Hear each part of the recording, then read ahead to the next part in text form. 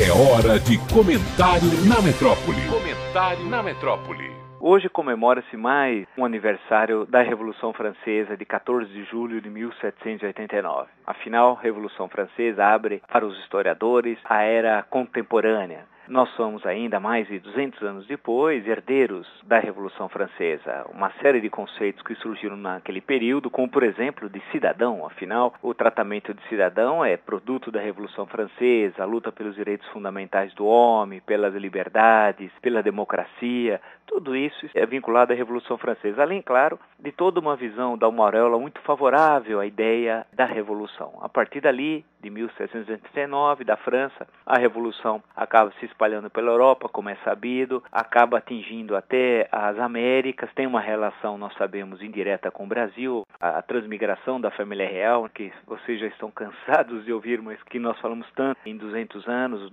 em 1808, com a vinda da família real ao Brasil, depois da invasão das tropas francesas de Portugal. Mas antes disso, especialmente no caso da Bahia, a relação entre a Revolução Francesa e a Conjuração dos Alfaiates em 1798, que tem um movimento extremamente importante na história brasileira e que é relegado a plano secundário. É uma notinha no livro didático, ninguém quase conhece, muitas vezes, por incrível que pareça, até na Bahia, a repressão violenta da coroa portuguesa. Isso deve-se, em grande parte, provavelmente, aos estratos sociais que participaram da chamada Conjuração dos Alfaiates.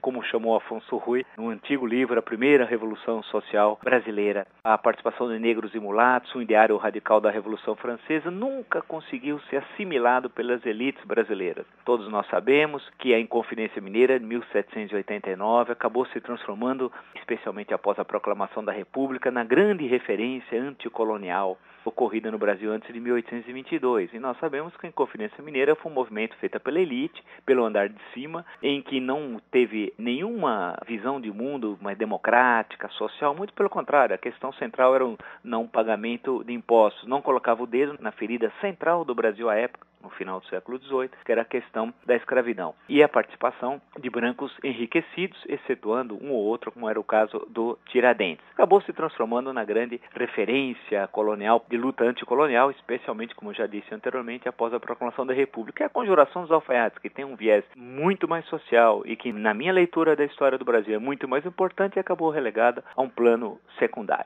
Então, a Revolução Francesa, ela sempre teve relação direta ou indireta com o Brasil, tanto nos acontecimentos de 1798, em Salvador, como com a vinda da família real, e depois, durante todo o decorrer do século XIX brasileiro. Nós somos marcados pelos acontecimentos de 14 de julho. Após a República, muitos estados promulgaram suas constituições justamente no dia 14 de julho de 1891, em homenagem à Revolução Francesa. Silva Jardim, grande propagandista republicano, quando começa o ano de 1889, ele diz assim: esse é o ano para nós proclamarmos a República no Brasil. E por quê? Porque era o centenário da Revolução Francesa. E acabou ocorrendo isso em novembro do mesmo ano. A figura da Mariana, o símbolo da Revolução Francesa, nós vamos incorporar como símbolo da República Brasileira. E até hoje temos a representação em algumas moedas que circulam, são da figura da República. O tratamento de cidadão é adotado logo após a proclamação da República aqui no Brasil. A Marselhesa era tocado antes do hino nacional e cantado, porque afinal o hino nacional não tinha letra, a letra é só do século XX. A Marselhesa, eu me recordo, quando eu estava estudando Canudos, minha tese de doutorado foi sobre Canudos, quando cai o arraial liderado por Antônio Conselheiro, no dia 5 de outubro, às 16 horas, as terças vão hastear a bandeira brasileira e em seguida tocam a Marselhesa. No dia 14 de julho de 1897, o general Arthur Oscar,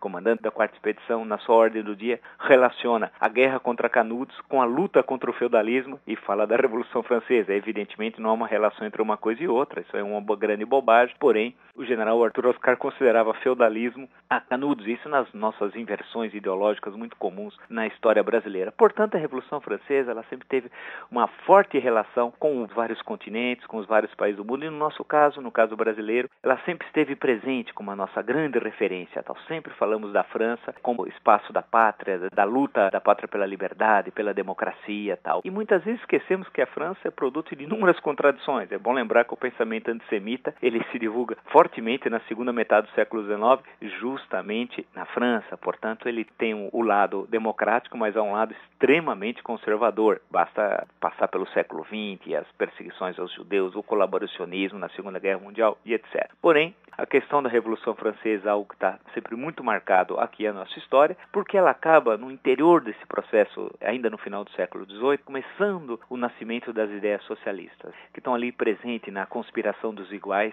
reprimida depois pelo Estado revolucionário francês. Então nós podemos dizer que o pensamento socialista, de uma forma ainda muito primária, ele está presente ali no final da Revolução Francesa e depois nascerá efetivamente nas revoluções de 1848, que outra vez tem como palco privilegiado a França. E a partir dali o socialismo se constrói como ideologia contrária ao capitalismo até a queda do Muro de Berlim. Hoje, só os mais exaltados podem imaginar que o socialismo seja algo possível de ser realizado, mas durante mais de 150 anos acabou se transformando na grande referência daqueles que negavam, ao menos aquele capitalismo que nasceu no século XIX. Portanto, a Revolução Francesa, que faz hoje mais um aniversário, é uma festa popular, algo que nós nunca conseguimos transformar o 15 de novembro ou o 7 de setembro numa festa popular. Por quê? Porque a participação popular nesses dois momentos da história brasileira foi quase que nulo, diferentemente do 14 de julho, que começa simbolicamente com a tomada da Bastilha, símbolo da repressão do velho regime.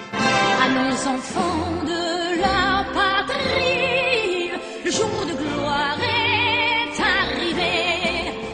Contre nous de la tyrannie, l'étendard sanglant élevé, l'étendard sanglant. Marco Antônio Villa, de São Paulo, para a Rádio Metrópole. Dans les campagnes, mugir.